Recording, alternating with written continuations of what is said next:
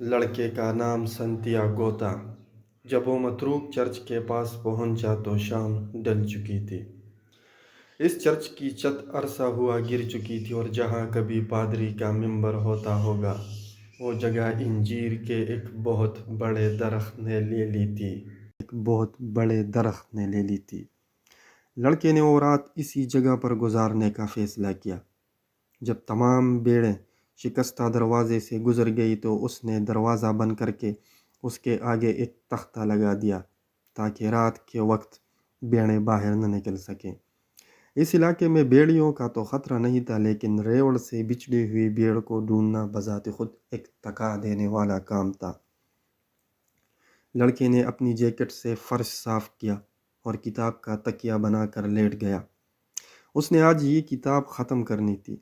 اس نے سوچا کہ اب اسے اس کتاب کے بدلے میں زیادہ ضخیم کتاب لینی چاہیے تاکہ اس کو پڑھنے میں زیادہ وقت گزرے اور اس کا تکیہ بھی بہترین بن سکے گا۔ جب وہ صبح کے وقت جاگا تو ابھی اندھیرا چھایا ہوا تھا۔ ٹوٹی ہوئی چھت میں سے ستارے جھانک رہے تھے۔ مجھے تھوڑا اور سونا چاہیے تھا، اس نے دل میں سوچا۔ آج رات پھر اس نے وہی خواب دیکھا تھا جو اسے ایک ہفتہ قبل نظر آیا تھا، مگر خواب آج بھی ادھورا تھا۔ اٹھ کھڑا ہوا اور ان بھیڑوں کو اٹھانا شروع کر دیا جو ابھی تک نہیں اٹھی تھی۔ جب وہ جاگتا تھا تو اس کی زیادہ تر بھیڑیں بھی جاگ جاتی تھی۔ ایسا لگتا تھا کہ کسی غیر مرئی قوت سے وہ اور اس کی بھیڑیں ایک دوسرے کے ساتھ جڑے ہوئے تھے۔ آخر کیوں نہ ہو، اس نے ان بھیڑوں کے ساتھ 2 سال گزارے تھے اور ان کے ساتھ جنگلوں بیابانوں میں چارے اور پانی کی تلاش میں مارا پھرا تھا۔ بھیڑیں اب اس کے ساتھ اتنی مانوس ہو گئی تھی کہ اس کے اوقات کار کا بھی انہیں اندازہ ہو گیا تھا۔ یا پھر میں ان کے اوقات کار کا عادی ہو گیا ہوں، اس نے سوچا۔ کچھ ایسے بھیڑی بھی تھی جو جاگنے میں ذرا وقت لگاتی تھی، انہیں جگانا پڑتا۔ اس کا خیال تھا کہ بھیڑیں اس کی زبان سمجھتی تھی، اس لیے وہ کبھی کبھی کتاب سے کچھ تحریر انہیں پڑھ کر سناتا اور انہیں اپنے دکھ اور درد بھی سناتا تھا اور انہیں اپنی تنہائی میں شریک کرتا۔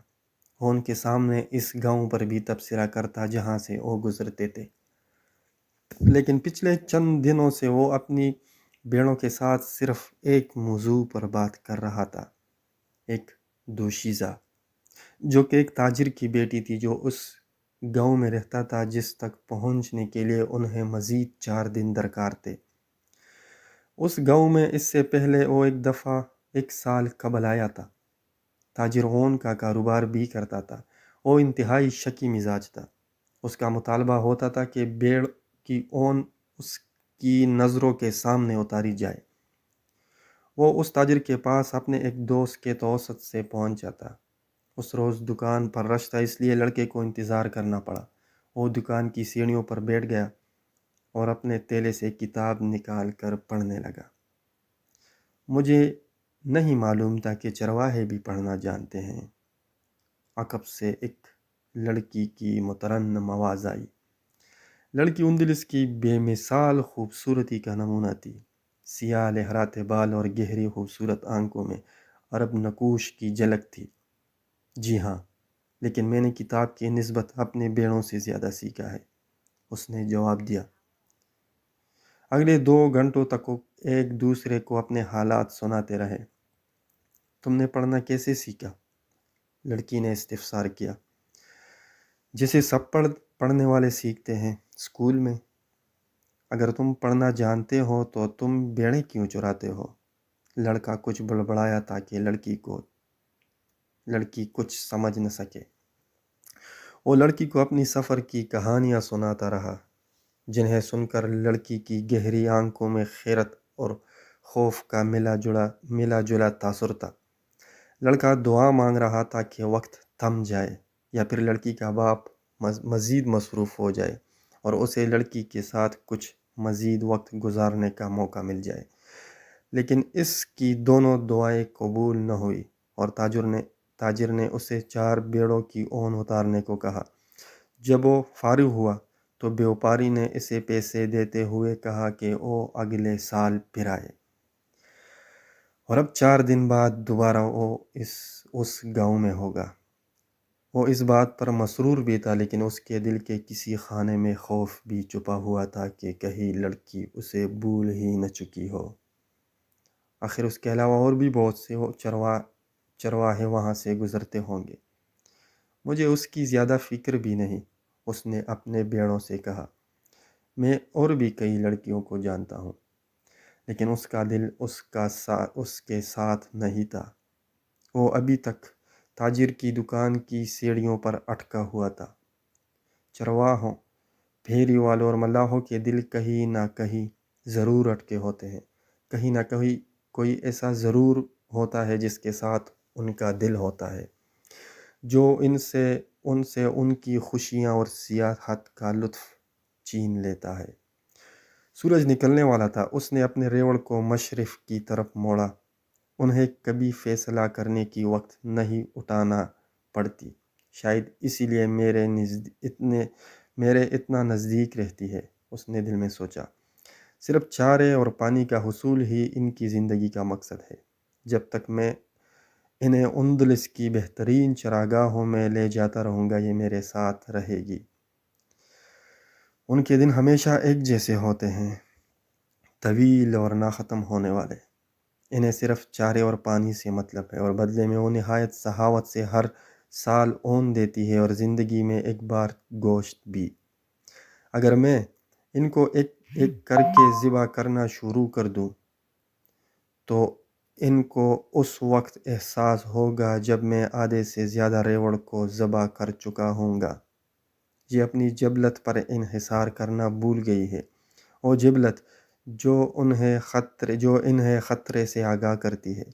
یہ مجھ پر اس لیے بھروسہ کرتی ہے کیونکہ میں انہیں کھلاتا اور پلاتا ہوں۔ لڑکے کو اپنی سوچ پر حیرت ہوئی۔ شاید یہ بیاباں چرچ کا اثر تھا کہ اس کی سوچ میں اس قدر قنوتیت آ گئی تھی۔ اس چرچ کے قریب اس نے دوبارہ وہ خواب بھی تو دیکھا تھا۔ شاید یہ اسی چرچ کا ہی اثر تھا کہ اسے بیڑوں پر جھنجھلاہٹ ہو رہی تھی۔ اس نے جھنجھلاہٹ دور کرنے کے لیے پانی پیا اور اپنے جیکٹ کو جسم کے گرد کس کر لپیٹ لیا، لیکن اسے یہ جیکٹ بھی بوجھ لگ رہی تھی۔ اس بوجھ کو اس وقت تک اٹھانا پڑے گا جب تک سورج اپنے عروج پر نہ پہنچ جائے، پھر گرمی اتنی بڑھ جائے گی کہ مزید سفر جاری رکھنا ممکن نہیں ہوگا۔ یہ وقت ہوتا ہے جب تمام اسپین کلولا کرتا ہے، گرمی کی شدت شام ڈلنے تک جاری رہتی ہے۔ اسے اس جیکٹ کی افادیت کا خیال آیا، اس کی وجہ سے وہ صبح کی خنکی کا سامنا کر پایا تھا۔ جیکٹ کا بھی ایک مقصد تھا، جیسا کہ اس کی زندگی کا مقصد تھا۔ اس کی زندگی کا مقصد تھا سیاحت۔ اسپین میں 2 سال تک آوارہ گردی کرنے کے بعد اسے تمام شہروں اور قصبوں کا حدود اربع معلوم ہو گیا تھا۔ اس دفعہ اس کا ارادہ تھا کہ وہ تاجر کی بیٹی کو بتائے گا کہ ایک چرواہے نے لکھنا پڑھنا کیسے سیکھا۔ 16 سال کی عمر تک اس نے مدرسے میں تعلیم حاصل کی تھی۔ اس کے والدین کی خواہش تھی کہ وہ پادری بنے تاکہ پورا خاندان اس پر فخر کر سکے۔ وہ خود سخت محنت کرتے تھے، صرف 2 وقت کی روٹی کے لیے، بالکل اس کی بیڑوں کی طرح۔ اس نے مذہبی تعلیم کے ساتھ ہسپانوی اور لاطینی زبان سیکھی، لیکن بچپن سے ہی اس کی خواہش تھی کہ وہ دنیا کی سیر کرے۔ یہ مقصد اس کے نزدیک خدا کو جاننے اور پادری بننے سے زیادہ اہم تھا۔ ایک دوپہر اس نے اپنی تمام تر جرات جمع کر کے اپنے باپ کو اپنی خواہش سے آگاہ کیا۔ ہمارے گاؤں میں پوری دنیا کے سیاح آتے ہیں، وہ کسی نئی چیز کے تلاش میں آتے ہیں، اور جب واپس جاتے ہیں تو بالکل ویسے ہی ہوتے ہیں جیسا کہ وہ یہاں آنے سے پہلے ہوتے ہیں، اس کے باپ نے اسے سمجھاتے ہوئے کہا۔ وہ اس پہاڑ چڑھنے کی مشقت صرف اس لیے جھیلتے ہیں۔ اس کے باپ نے پہاڑ کی طرف اشارہ کرتے ہوئے اپنی بات جاری رکھی تاکہ وہ جھیل کا نظارہ کر سکے، اور جب وہ یہاں سے جا رہے ہوتے ہیں تو ان کا خیال ہوتا ہے کہ ماضی حال سے کتنا بہتر تھا۔ ان کے چاہے سرہنے بال ہوں یا وہ گندمی رنگت کے ہو، ہوتے وہ ہمارے جیسے انسان ہی ہیں، اور جہاں وہ رہتے ہیں وہ جگہ بھی ہماری اس زمین جیسے ہی ہے، لیکن پھر بھی ان کے شہروں کو دیکھنا چاہتا ہوں جہاں وہ رہتے ہیں۔ لڑکے نے اصرار کیا۔ ان کی خواہش ہوتی ہے کہ کاش وہ ہمارے خوبصورت علاقے میں ہمیشہ رہ سکتے، باپ نے کہا، مگر ان کا علاقہ اور ان کی بود و باش دیکھنا چاہتا ہوں، لڑکے نے جواب دیا۔ مگر سیاحت کے لیے تو کافی پیسہ درکار ہوتا ہے، اور ہمارے پاس صرف 2 وقت کی روٹی ہے۔ ہمارے ہاں تو صرف چرواہے نئی چراگاہوں کی تلاش میں سیاحت کر سکتے ہیں۔ باپ نے بیٹے کو سمجھانے کی آخری کوشش کی۔ تو پھر چرواہا بنوں گا تاکہ میں اپنے ریوڑ کو پورے اسپین میں لیے پھروں، لڑکے نے فیصلہ کن لہجے میں جواب دیا۔ باپ نے بھی مزید بحث کرنا فضول سمجھا۔ اگلے دن اس کے باپ نے اس کے سامنے سونے کے 3 سکے رکھے۔ یہ مجھے کئی سال قبل راستے میں ملے تھے، میں نے اس لیے سنبھال کے رکھ دیے کہ ایک دن تمہارے کام آئیں گے۔ اب تم ان سے بیڑے خرید لو اور اپنا شوق پورا کرو، مگر ایک دن تمہیں احساس ہوگا کہ تم جس علاقے کو چھوڑ کر جا رہے ہو وہ دنیا کا سب سے خوبصورت علاقہ ہے۔ جب اس کا باپ اپنی دعاؤں سے رخصت کر رہا تھا تو اسے اپنے باپ کی آنکھوں میں بھی ایک دبی ہوئی خواہش نظر آئی، دنیا دیکھنے کی خواہش۔ اس نے اس خواہش کو دبانے میں عمر گزار دی تھی، مگر وہ خواہش اب بھی اس کی آنکھوں سے عیاں تھی۔ یہ خواہش 2 وقت کی روٹی کی تلاش کے نیچے دبی ہوئی ضرور تھی، مگر ابھی تک زندہ تھی۔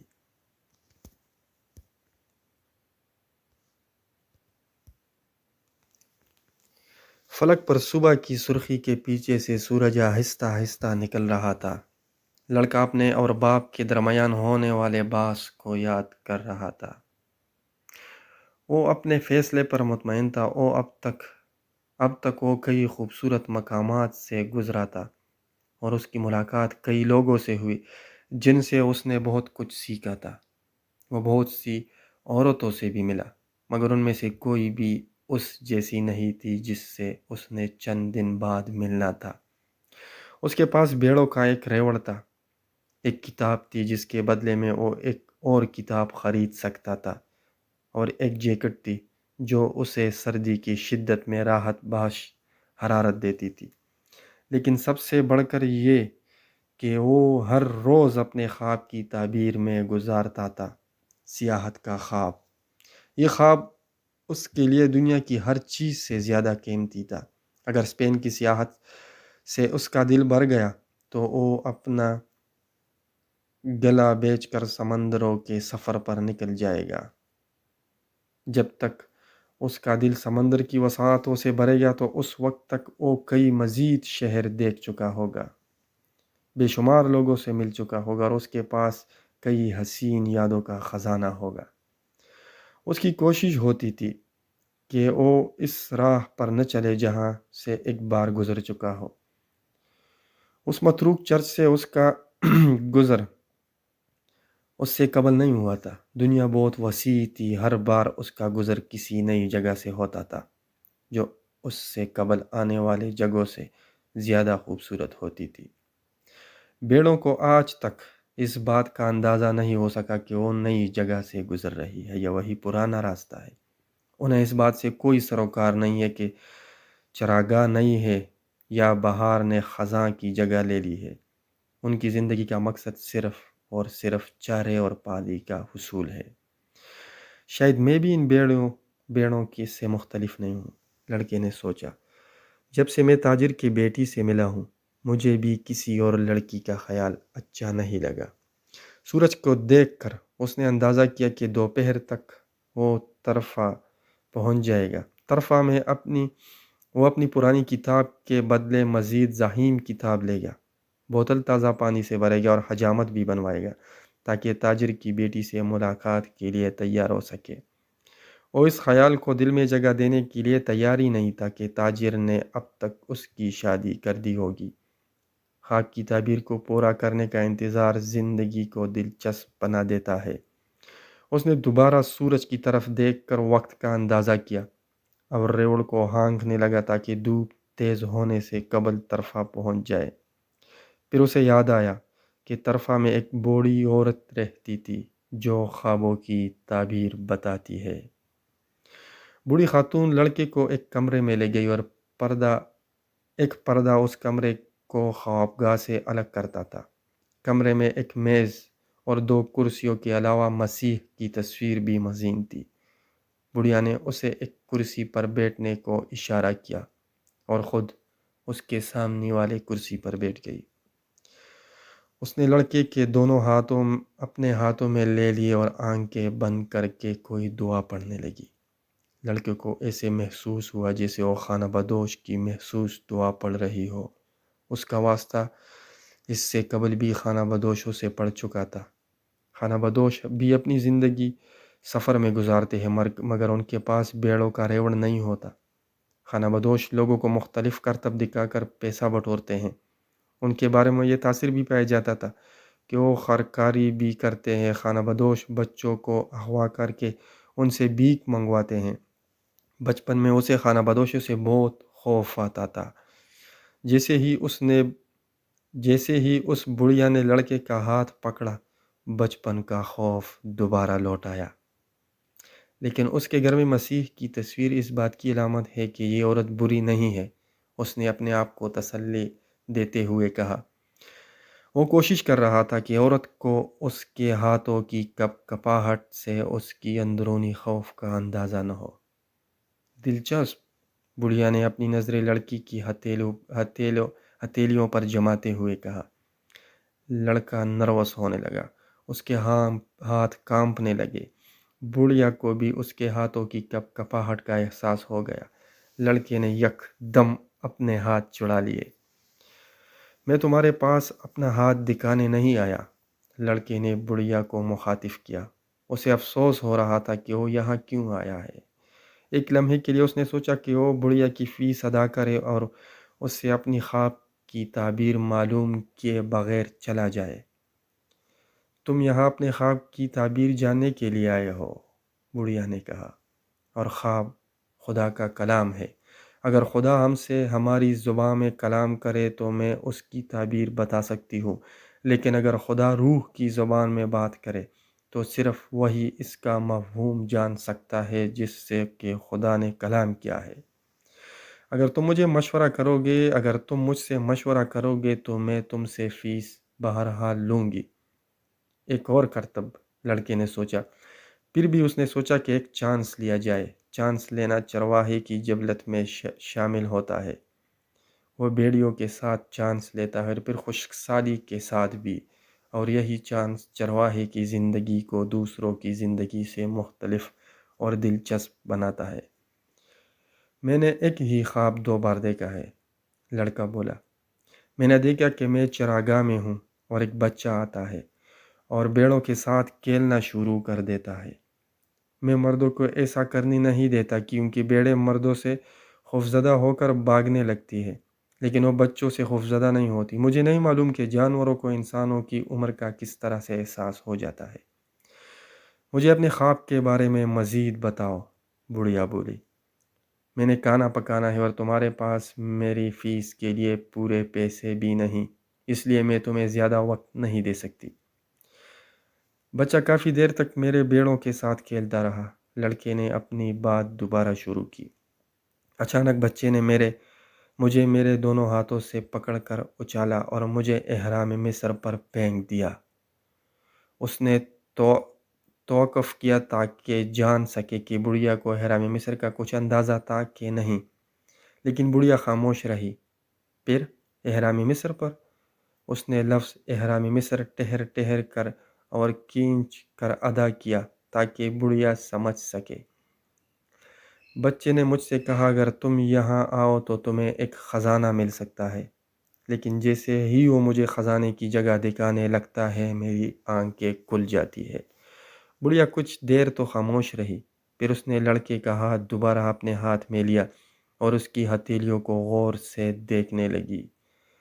تم یہاں اپنے خواب کی تعبیر جاننے کے لیے آئے ہو، بڑھیا نے کہا، اور خواب خدا کا کلام ہے۔ اگر خدا ہم سے ہماری زبان میں کلام کرے تو میں اس کی تعبیر بتا سکتی ہوں۔ بڑھیا کچھ دیر تو خاموش رہی، پھر اس نے لڑکے کا ہاتھ دوبارہ اپنے ہاتھ میں لیا اور اس کی ہتھیلیوں کو غور سے دیکھنے لگی۔ میں تم سے ابھی کوئی فیس نہیں لوں گی، اگر تمہیں خزانہ مل گیا تو تم مجھے 10واں حصہ دو گے۔ لڑکا خوشی سے ہنسنے لگا۔ خزانہ ملنے کی خوشی نہیں، بلکہ بڑھیا کی فیس ادا نہ کرنے کی خوشی۔ ٹھیک ہے، مجھے خواب کی تعبیر بتاؤ، اس نے کہا۔ پہلے تم قسم اٹھاؤ کہ جب تمہیں خزانہ مل گیا تو تم مجھے 10واں حصہ